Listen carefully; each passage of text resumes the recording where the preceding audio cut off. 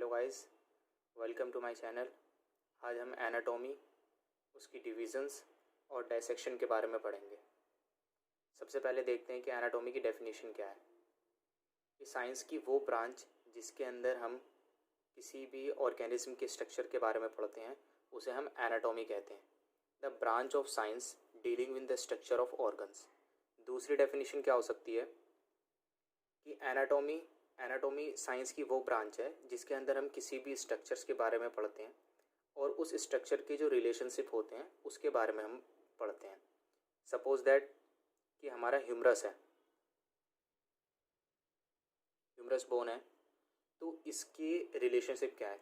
जैसे ये स्कैपुला के साथ मिलके हमारा शोल्डर जॉइंट बनाता है, तो ये इसके रिलेशनशिप हो गए। तो दूसरी डेफिनेशन क्या हो सकती है, anatomy is the study of structure and the relationships among them. इसकी डिवीज़न क्या है।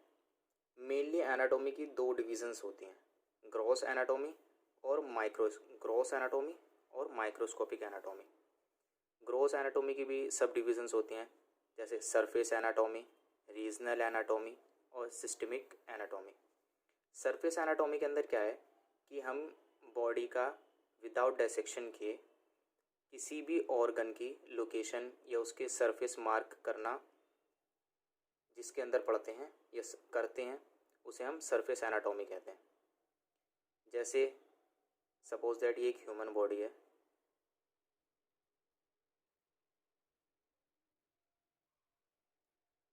तो यहाँ पे इस ह्यूमन बॉडी में हार्ट कहाँ पे है इसकी लोकेशन पता करना विदाउट डायसेक्शन किए वो हम पढ़ते हैं सरफेस एनाटॉमी के अंदर।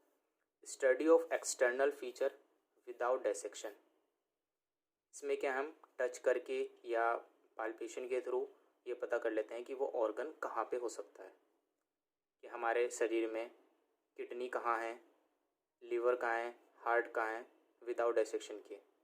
इसकी हेल्प हमें कहाँ मिलती है, सर्जरी में, और जो हम क्लिनिकल प्रैक्टिस करते हैं उसके अंदर सरफेस एनाटॉमी की बहुत मदद मिलती है।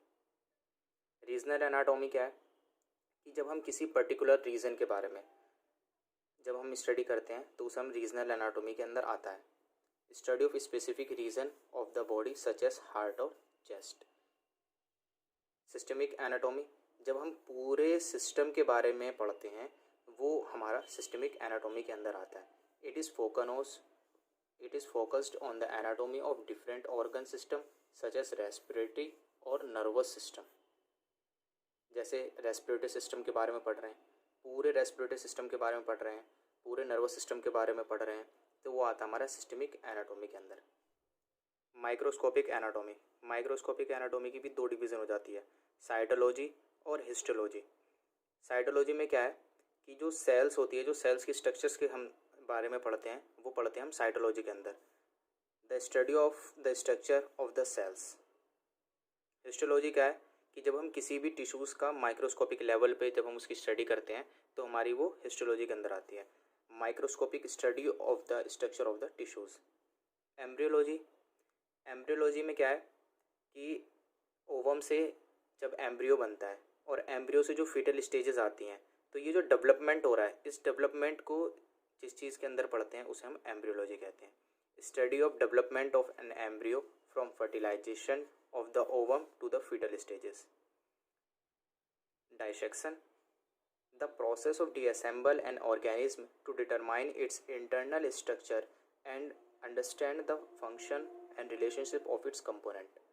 यानी कि किसी भी ऑर्गेनिज्म को डिअसेंबल करना और डिअसेंबल करने के बाद उसके इंटरनल स्ट्रक्चर्स की स्टडी करना और उस इंटरनल स्ट्रक्चर को समझना, उसके रिलेशनशिप को समझना, जिसके थ्रू करते हैं उसे हम डायसेक्शन कहते हैं। Thank you guys.